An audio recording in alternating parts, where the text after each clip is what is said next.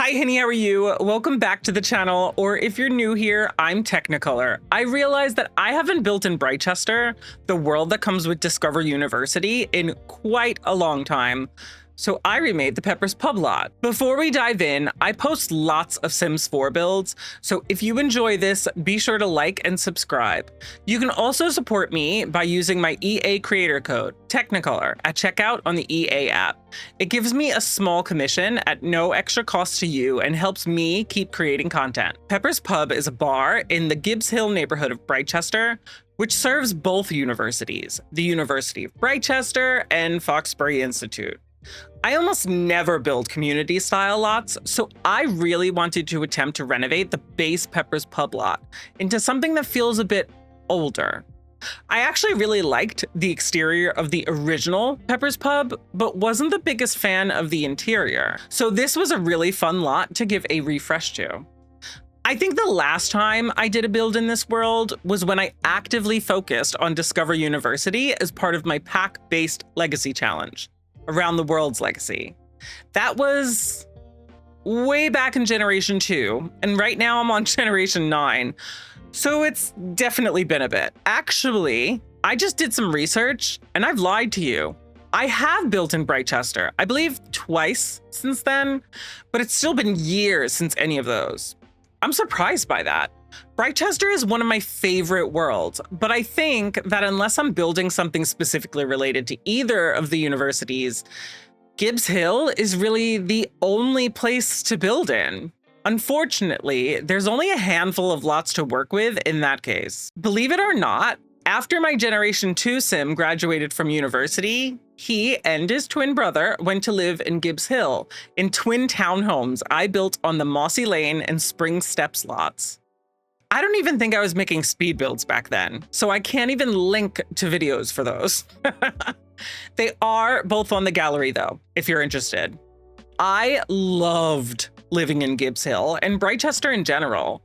I think the world is beautiful, and I really should try to do more builds here. As you can see, I took inspiration from the original Pepper's Pub's use of the color blue, only I chose a lighter shade here. It looks very bright right now, but I promise it will definitely come together by the end.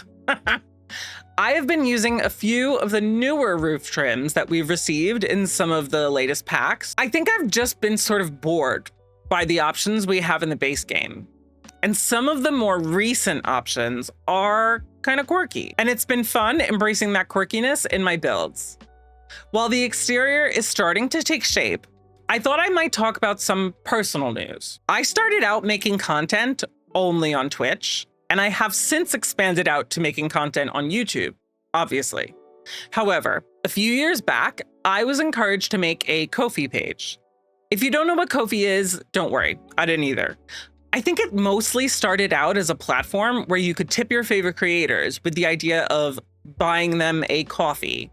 Since then, it's grown to be much more. And now you have the ability to include memberships, a shop, and more to your page. About 2 years ago now, I started offering membership options.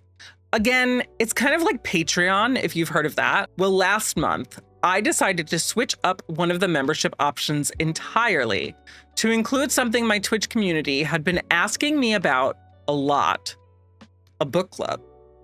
This is my really long-winded way of trying to tell you that I have a book club now, and I'm super excited about it. I actually just finished posting my recap of our September book, so we might do a little virtual discussion meetup soon. But we've already decided what the book will be for our October readings, and I need to find my copy and get reading. If you're interested, I'll drop the link to my Ko-fi page in the description, but regardless, let me know what books you've been reading lately, and if you have any recommendations. It's rather late in the year for me to start my reading list, but this is what happens to me every year. I have such high hopes for how much reading I'll get done, and then it's the last few months and I realize I've done barely any reading and try to get a ton of reading in before I inevitably fail my Goodreads reading challenge goal. Last month's book was actually the first in the Lockwood & Co series. the Screaming Staircase, and I thoroughly enjoyed it. This was one that was suggested originally by a community member because they thought I would enjoy it before I even considered making a book club. So I'm glad I finally got to take it off my to-be-read list. Other than trying to get more reading done, I've also been trying to get into Notion. Have you heard of it? I heard of it, honestly, probably a few years ago by now, and I did not understand it.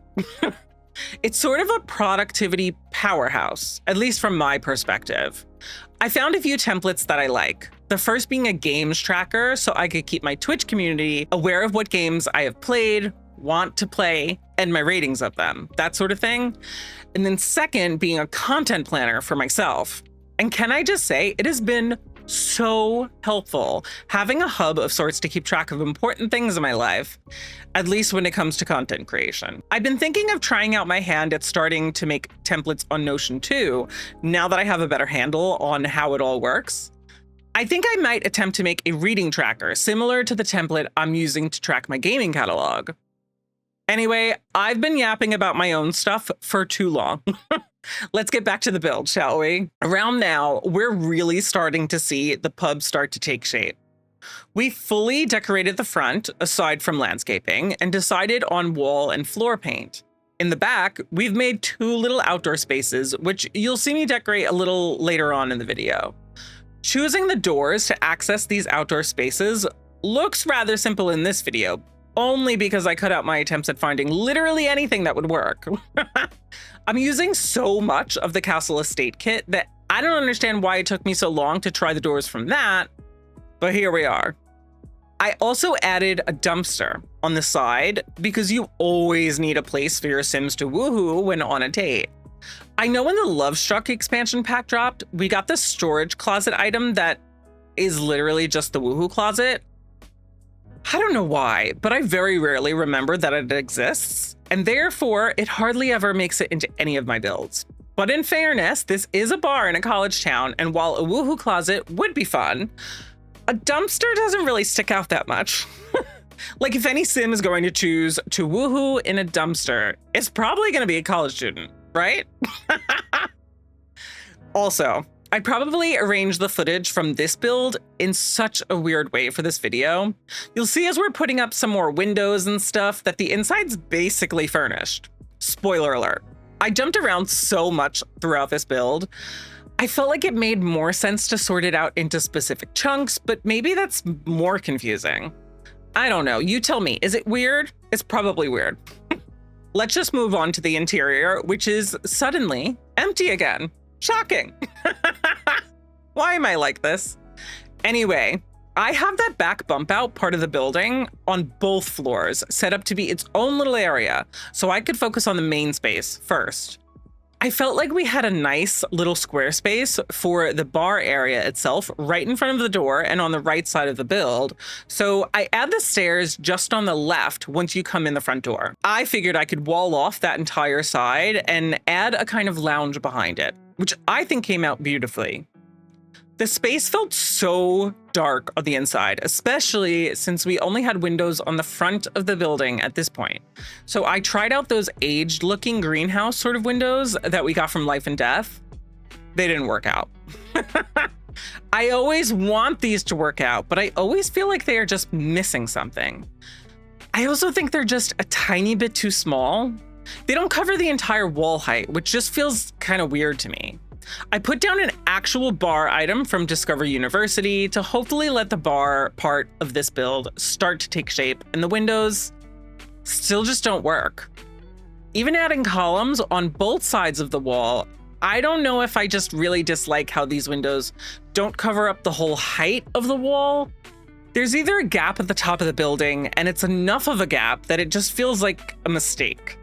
We did finally receive glass walls in a recent base game update, and even a new glass wall in Enchanted by Nature, our most recent expansion pack.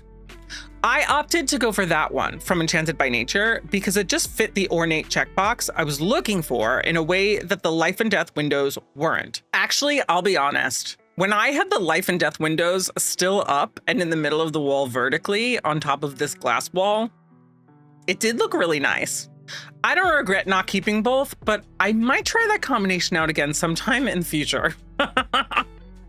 Speaking of how Enchanted by Nature is our newest expansion pack, we can't even say that anymore soon because we're getting another expansion pack in a few weeks. Maybe it's just me, but I feel like, and don't get me wrong here, I love that we've been getting more content. I feel like these releases are just a little too close together.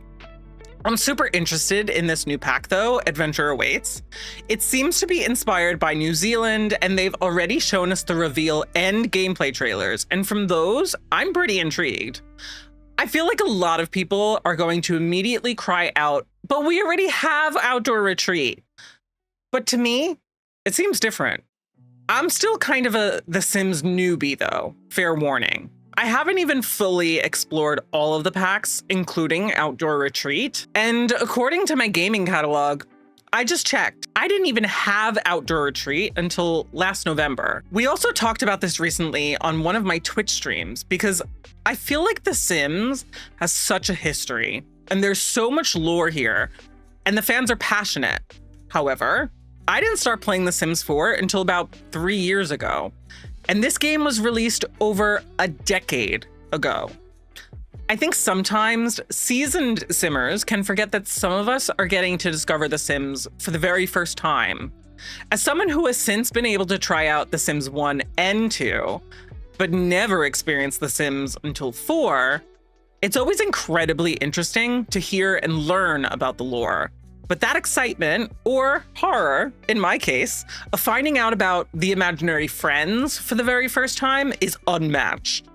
That's part of why I adore The Sims, because my first experiences were building on a 64 by 64 lot and playing with mermaids. Let's be honest here, The Sims and The Sims 4 can be very intimidating and overwhelming to new players, especially once you start adding on packs to the base game.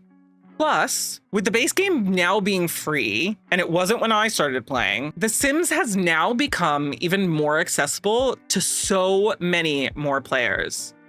As someone who, in the grand scheme of things, is a newer player and recognizes how intimidating it can be to just jump in, I always want to remind other Simmers, new and old, that it's totally okay to start playing at any point. You might have started playing in the very beginning in 2000, or you might have just started today. Either is fine, but if you do have a little or a lot of experience with The Sims, it costs nothing to be supportive and encouraging of those newer players and their first experiences of decades-old features or aspects of the franchise that may just be coming to The Sims 4. Basically, this is my long-winded way of saying that I might have early access to Adventure Awaits, which releases on October 2nd, and if you want to see some genuine first reactions, I'll be playing with the pack over on my Twitch channel. No pressure, but if you wouldn't mind clicking the link in the description and dropping me a follow over there, I'd really appreciate it. Plus, I occasionally do giveaways of new and older packs. But let's focus on this build again. Upstairs, I decided to add a large TV screen for Sims that might want to catch a game, or in my case, watch the latest episode of Big Brother or something. I also threw in some nods to both universities on the bookshelves. There's also, underneath that space, a small lounge with a fireplace and another television. I figured this could be a more intimate space for a group of Sims to gather together, while the main room is more reserved mostly for the bar and a couple of tables here and there. The bathroom is also upstairs, and I added a couple of stalls and a few sinks. Nothing special, just a space for your Sims to take care of business and hopefully get back to their date or their friends quickly. The outdoor spaces, on the other hand, I put way more thought into. The first floor is more of a covered space with these large archways that are used more like windows since I fenced them in. And the second floor is more of a balcony that overlooks the ruins right behind the pub. While the space below is meant as an outdoor dining area, the balcony has a few benches and a chess table. The star of the balcony, however, is the tripod and camera. I have no idea if this will work if your Sim doesn't own the camera or not, but You could always delete the camera on the tripod and mount your Sims camera there instead. I just wanted a cute little photo spot, and I'm always forgetting to have my Sims take and pose for photos, so I thought it could be a fun inclusion. As for landscaping, there wasn't actually too much more to do here to make the build fit in more to Brightchester. I added ivy to the left side of the building and a hedge between the two trees to help hide the foundation a bit to make the ivy look like it was coming from lower. On the right side of the building, I added more bushes and more of that creeping ivy up the wall. Though on this side, since there's windows, it was able to cover parts of the windows, which I think just adds a bit more charm. Since in the back of the building, there's a railing at the edge of the lot with water below, but still a little walkway around the building itself, I wanted to make that area more visually appealing. To do that, I went through debug to see what kind of debug planters we had that might fit into the Brightchester aesthetic, and then narrowed it down to a few of my favorites. One already had plants in them, so I spaced those out and added empty planters between those. Then, from businesses and hobbies, we got this beautiful debug tree planter, so I sized that down and adjusted its height using the tool mod to make it look like it was in this less modern planter. Under the window, I just put another bench, and since it's close to the bridge's walkway, it adds to the character of this lot. Back in the front, I just added a few more tables and chairs in case the weather is nice and your sim might want to hang out outside in the front. And that's pretty much it.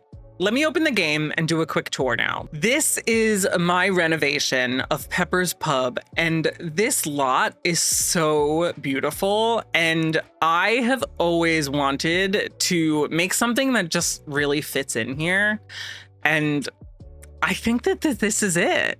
I also love that you can see the castle ruins in the background here. Switching to an aerial view of the building, you can see on the first floor, you just come right in through here, and then you have the bar right here. You have these windows that just let in a little bit more light. And then over to the side, you have that little lounge space. And then back here is just like another little place that you can have like a chess table or just like a little walkway. There is another exit out here, and then you have the area to get into this little downstairs outdoor space. Once you've gone up the steps, you have this big like lounge entertainment area for watching a game or Big Brother. And then you have some more tables over here. You have the bathroom over on the left. And then you have this nice little outdoor balcony. And what I really like about it is you can literally just drop down. And if you have your Sims pose here, this is the backdrop for the photo. And I just think that that is really beautiful. Thank you so much for watching. You can grab this build from the gallery with my EA ID Teknikolour. Don't forget to like, subscribe, and hit that bell so you don't miss out on future videos. If you're picking up Discover University or pre-ordering Adventure Awaits, please use my creator code Teknikolour. It's free for you and supports the channel. If you want even more Sims, I also play my Legacy Challenge live over on Twitch. But I'll see you in the next one. Bye-bye.